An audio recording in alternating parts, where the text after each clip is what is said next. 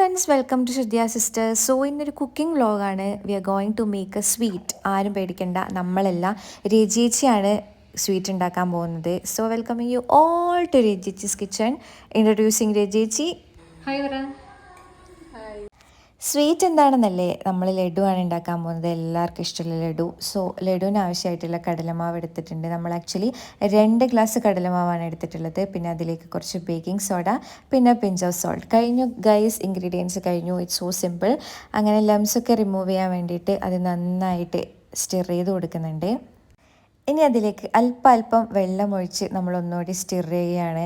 അപ്പോഴാണ് അറിഞ്ഞത് ഇളക്കാൻ ഒരാൾ കൂടി വന്നിട്ടുണ്ട് ഗൈസ്. നമ്മുടെ തച്ചുകുഞ്ഞ് റെഡിയാണ്.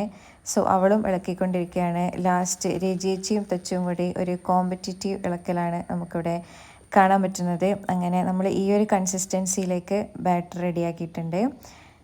കളറിന് വേണ്ടി നമ്മൾ കുറച്ച് മഞ്ഞൾപ്പൊടി ആഡ് ചെയ്തിട്ട് വീണ്ടും നന്നായി ഇളക്കി കൊടുക്കുന്നുണ്ട്.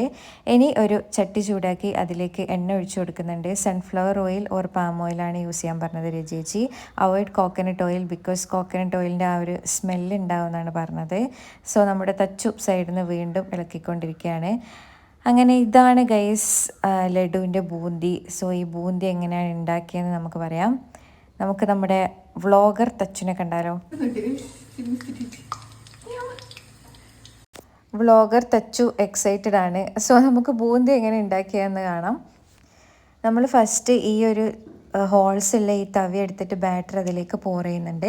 പിന്നെ വിസ്ക് വെച്ച് നന്നായിട്ട് ഒന്ന് സ്റ്റിർ ചെയ്ത് കൊടുക്കുമ്പോൾ ആ ഹോൾസിലൂടെ ആ മാവ് താഴത്തേക്ക് ഇങ്ങനെ വീഴുമ്പോഴാണ് ഗൈസ് ബൂന്തി റെഡി ആയത്. സോ ഞാനത് ആദ്യമായിട്ടാണ് കാണുന്നത്. This was A really satisfying and relaxing process.